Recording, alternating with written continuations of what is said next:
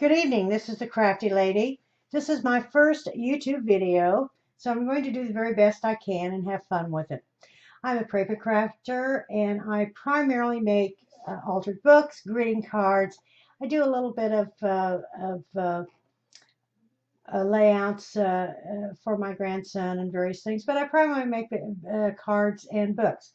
I've been making and watching a lot of YouTube videos on TP books, toilet paper books, and I enjoy making them. I've made several, but I've had a problem with flattening out the tubes and making them nice and crisp to work with.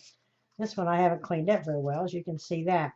So I discovered, and maybe others do this as well, I just haven't seen it on YouTube, so that's why I decided to do this little video, is I take my Big Hicks machine, I lay the toilet paper and press it down and put the plastic plate, and it's in between, sandwiched in between both plastic plates and both tabs, and then I run it through the machine.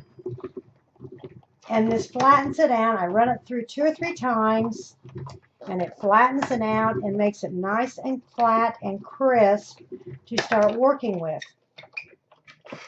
And as you can see, it really flattens it out a lot easier than trying to do it by hand or with a bone folder. Now, it's not completely as flat as the ones I have over here.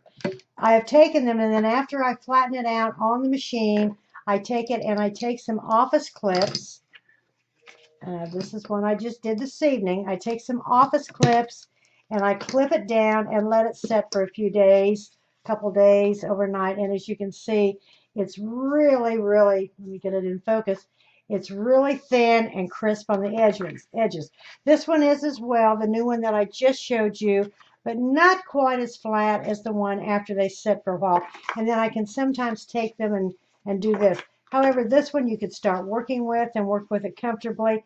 It certainly flattens it out crisper than it does with a bone folder, and I think it makes it easier to work with. I've done these other 3 as well. So as I say, you just take your tube, flatten it out on your machine, lay your plate on top, and then run it through your machine. Whoops.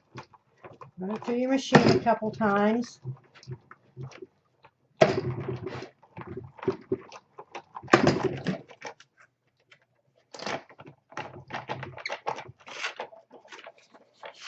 And it makes it nice and flat and crisp.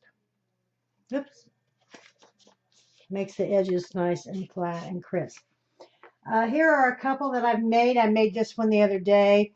This is bound with my Bind It All machine. I used ponytail holders to secure them. I made this one for my grandson. It has animal print.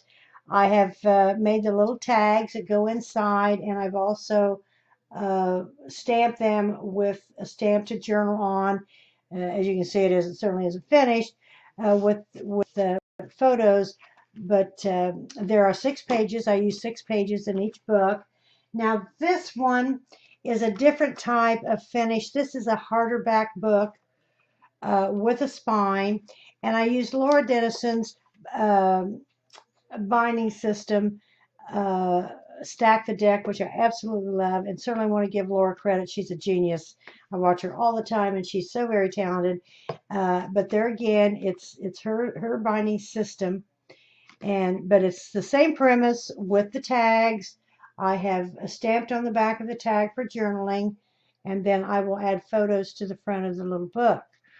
Now, I don't have these finished or embellished. I know I've watched the other YouTubes, and everybody has them all pretty and embellished, and I will. And if I do another one of these, I may have, I will try to complete some of them, embellish them for you, and show them to you. So anyway, I hope this is helpful, and as I say, I haven't seen anybody else do it. It just makes it a little faster and a little neater to work with when you start out with them. The longer they sit clamped with your little file clamps or office clamps, of course and then I sometimes work them a little bit, but they flatten out very quickly, quite frankly. I hope you've enjoyed this. I'd like for you to join me and go visit my blog spot, craftylady-craftylady.blogspot.com, I've just kind of gotten back into this, and it certainly needs updated. I have some photos of some work that I've done on there, but it's quite old, quite frankly. I need to update with my new altered books that I've been working on, and some greeting cards that I've made, and some grunge um, tags. I've been doing a lot of tags lately, which I enjoy, and I like the shabby chic and the grunge look. So I may do some of those at a later date and post it on YouTube. I thank you for joining me, and I hope you've enjoyed this.